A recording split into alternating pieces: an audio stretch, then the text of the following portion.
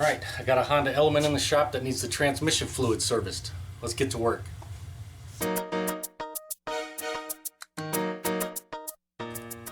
Alright, this is what we're working on today. A 2003 4-cylinder Honda Element 2.4 liter engine. Alright, first thing we want to do, warm that vehicle up. As long as those cooling fans came on twice, then that engine and transmission are nice and warm. So this vehicle, we already did that, so we're good to go. Many Hondas, we have to lift that front end a little bit to get that transmission fluid serviced. This one is high enough, we should be able to get under there without lifting it up. We are going to need a couple tools though. I got my drain pan. I have a custom made splash pad in there so the fluid doesn't splash out. We're also going to need the appropriate size funnel. You can see I have a few there. We'll just pick the best one. It helps to have a flashlight, and you will need some kind of a 3/8 inch ratchet to get that drain bolt off. Alright, the transmission will be on this side of the engine. If we look right here where I have my flashlight, that yellow handle right there, that's going to be our dipstick. That's where we check the fluid, and that's also where we're going to fill it up. And from the front of our vehicle, if we come down underneath, there's our oil pan, and right next to it, this is our transmission. And behind this flap right here, there's our transmission bolt right there. So this flap is going to be in our way. I'll show you a little trick for dealing with that. First, we want to try to break that free. Sometimes these can be on there tight, so if it's on there too tight, we may need to raise the vehicle to get a bigger wrench in here, but hopefully we can get it without raising the vehicle. Okay, if you look closely in there at the bolt, all we need to do is put our 3/8 inch ratchet inside there. We don't need any other tools other than a ratchet. And a standard size 3/8 inch ratchet, you can see we have plenty of room. We can get up in there and we can maneuver it around. If we go with a little bit longer one, we have to go at an angle. And then if we have to pull out the really big boy, that's more difficult, and we may need to raise the car to use this. Alright, we'll put the standard one in there and see what we can do with it. All we got to do is insert it. Just make sure it's all the way in there. And we're set to off. Let's pull it and see if it'll come off. Oh, that was tight, but we got it. Alright, so now it's loose, so now we're good to go. That's the hard part. Alright, now that we got that broke free, we can get our drain pan kind of in position. Now, we're going to have to deal with this cover down here. Now, you can take the whole thing off, take all the clips, but you're probably going to break quite a few clips. That's how it goes. Or, we can use this little trick where we're just going to take a pair of vice grips. We're going to put it right up here. There's a little piece of metal that we can grab onto, no problem, on the transmission. And we'll just clip it up out of the way, just like that. There's a closer up shot. With those vice grips there, it keeps the cover up out of the way so we can do our service. Alright, another little trick I do is use a short 3/8 inch extension, and I put it right into the end of the bolt there. That way it gives me, well, it puts my hand a little bit further out of the way of that hot ATF stream once we take the bolt loose. Now, I typically leave the dipstick in up on top when I first pull this bolt so that the fluid doesn't come out so forcefully. Otherwise, it's definitely, going to get all over your hand, and it can be pretty hot if you warmed up the car properly. So we do this. We'll pop that drain plug out. Now it's starting to drip because we popped it loose, and then once it starts flowing, then we'll pull the dipstick from up top. All right, see if I can do it. Stay out of the camera's way and not spill too much fluid. There we go. Didn't even get any on my hands. Now we'll pull the dipstick up top. And by pulling our dipstick up out, and all we have to do is kind of just lift it up out of there. We don't have to pull it all the way out, just as long as it's loose. That'll allow air in so our fluid comes out better. And we'll just let that drain till we're satisfied. Not much more is going to come out. And while it's draining, we'll check out our bolt. Now this washer / gasket is going to have to be replaced. I have a new one. And then we'll clean this off. These are metal shavings from the transmission. That's perfectly normal. And they stick to this because that end right there is a magnet. So we'll clean this up and grab a new washer. Alright, we can pop our extension out. We'll just take our plug, wipe all the shavings off, clean it up, and we'll take our old washer out, toss it aside, and we're going to use our new one. And there's our new one. and it's hard to tell, especially on camera, but there's a flat side, and then on the other side it's slightly rounded. We want that perfectly machined flat side right there. We want that to be our sealing surface, so that's going to be the side that's touching our transmission. So that flat side should be there. The more rounded side should be on the bolt side, or the bolt head side. There is our part number. That's the part number for that. That's an 18mm washer for this. And if you have a four-wheel drive, don't get confused. Those are 20mm washers that go on the differential in the back. Hopefully I'll film that because I'm going to do that service also. But while we're right here, we're going to be refilling it with genuine Honda ATF fluid. This is DW1. This is all I recommend for Hondas. You're going to need 4 bottles of these, or 4 quarts. Alright, now that we're just at a slow drip, we can go ahead and put our bolt back in. We can move that over a little bit. And usually I'll just try to clean up our sealing surface a little bit. Just wipe it off without trying to get transmission fluid everywhere. And then we'll reinsert our bolt, and that'll stop it from dripping.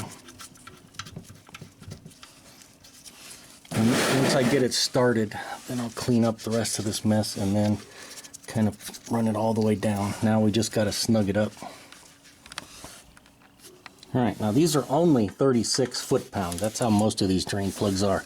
So we can just snug it like that, and if I can get my torque wrench in here, we'll verify that it's 36. I think if I pull my vice grips out of the way, I can get my torque wrench in here and we can bring it to 36. Not a whole lot of room in here, but we can do it. Sure would be a lot easier on a lift, that's for sure. And 36.4, close enough. Alright, now we'll pull all of our tools out. We'll pull our drain pin out of the way, and we'll just do one last clean up any mess that got anywhere. And the locking pliers I was using, these are just from Milwaukee. They're 6-inch needle nose. You could use anybody's. I think these are Harbor Freight. You could use some cheapos from Harbor Freight. Whatever you got, that's what I use today. Alright, now we got to put some more fluid back in here. Like I said, this is the only thing I use on these Honda automatic transmissions. ATF DW1 from Honda. Now, how much are we going to need? Well, we can just go over here and look at our service data. For 4-wheel drive models, at change, we need 3.3 US quarts. If we had a 2-wheel drive model, very close to the same 3.4 US quarts. And the whole system is about a little over 7 on each one. And if you're worried about putting the right amount in and all that, you can always measure what you pulled out. And you can see this is what I pulled out of this vehicle. We're pretty much dead on at 3.3 US quarts. Okay, we'll just reach down in here, grab our dipstick. There it is. Now we'll find the appropriate funnel to refill it. Alright, that's the funnel I'm going to use. I'll get you a part number here in a minute once I pull it back out. And hopefully you can see it's right down there, right in our hole where the dipstick was. And that's where we're going to fill it up. We just got to make sure that it doesn't pop out. Now it's long enough to reach down in there and stay in there, but you just got to make sure we don't bump this around and pop it out, because then we'll make a mess. Now it's a good idea to clean up around that dipstick hole before we pull it out the first time, and I hit it with some compressed air before we started, but it looks like I missed, what is that, a piece of wood or something down there? I'll have to see if I can fish that out. Alright, now we just got to add 3.3 quarts of Honda ATF back in this without spilling it all over the place. Now when it's not an even quart number, like in this case we have 0.3, I usually keep an empty bottle of this around, a clean bottle. I'll put the appropriate amount in here. So in this case I put 0.3 quarts of fluid in here, and I'll dump that in first, and then I'll dump the other 3 full quarts in after.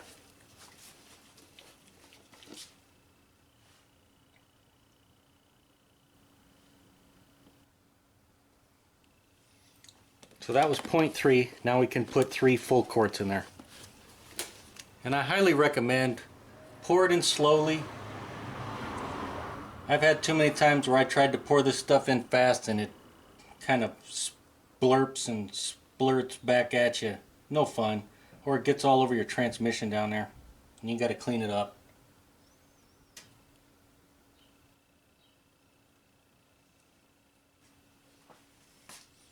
And here's the second full quart. And here's our third full quart. Alright, that's 3 full quarts plus the 0.3 I put in first, so that's 3.3, so we're topped off. Alright, we'll take our funnel out. It's a good idea to let it drip for a second, especially this style with these little ribs in it. They tend to hold the fluid a little bit and it'll drip everywhere. Alright, here's the part number of the funnel I was using. Hopefully you can read that. And I recommend disposing of the fluid properly. And if you're curious about my ratchets, I pretty much use gear wrench exclusively. These are both gear wrench, but I have Snap-on and other stuff. This really long one is from Snap-on. I do like that one. And love the digital torque wrenches from Snap-on. I use these all the time. I really like these, but they're really expensive. Alright, now that we got our fluid added back in, I'll tell you the right way to put this dipstick back in. Now of course it has to be all the way up to this little edge right here, so it should be seated firmly just like that. And this little handle, the loop, should be facing the inside of the vehicle, towards the engine like that. So we don't want it any other direction. It should be just like that, and that's the proper orientation. And while I have the dipstick right here, I'll show you these little hash marks right here. We need to check the level, very important. Just because we topped it off with the appropriate amount of fluid, we need to check the level and make sure we're good to go. So we have these little hash marks or grid marks right here. We got a lower and an upper. So when we check our fluid, we want it to be very close or near the upper or right at the upper mark, and that means we're good to go. And I'll go over the warm-up procedures as soon as I put this back in. Alright, to check our fluid, very important, we follow the proper procedures. First of all, we want the vehicle to be on a level ground. Just like when we changed our fluid, it needs to be level. I don't know if I mentioned that at the beginning, but we want our vehicle as close to level as possible when we're doing the service, and especially when we're checking the level. Now we want to warm this vehicle up. Now that we have our fluid back in there, we got our transmission dipstick back in, we need to warm the vehicle up to operating temperature, and that's when the cooling fans come on. So as soon as the cooling fans come on, we know we're at our proper operating temperature. I will typically run the vehicle through the gears as I'm letting the vehicle warm up too. Now sometimes in order to get the cooling fans on, you got to raise the RPMs to like 2500 or so for a couple minutes, and that'll help warm it up. So once the vehicle gets warmed up and those fans come on, then we're going to turn it off. And then we're going to come out and we're going to wait 60 to 90 seconds. Just for that fluid just to settle back down real quick. So between 1 minute and 1.5 minutes, we're going to wait, and as soon as that time passes, then we're going to pull our dipstick, wipe it off, reinsert it all the way down to that little ledge, and then we're going to pull it out and see if it's at the correct mark. Alright, I got the vehicle back on. We're going to let it get warmed up. And of course, while it's warming up, not a bad idea, check for leaks. Alright, we're all warmed up, cooling fans are on. I'm going to shut it off, wait 90 seconds and check it.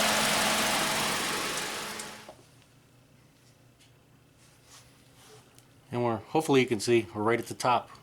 We're good to go, we're perfect.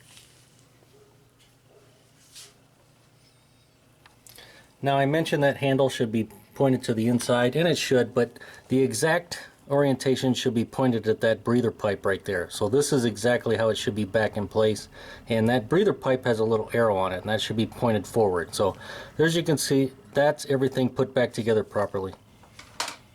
Well, there you go. That's how I service the transmission fluid on these Honda Elements. And as always, if the video helped you out and you liked it, make sure to give it a thumbs up. Thanks for watching.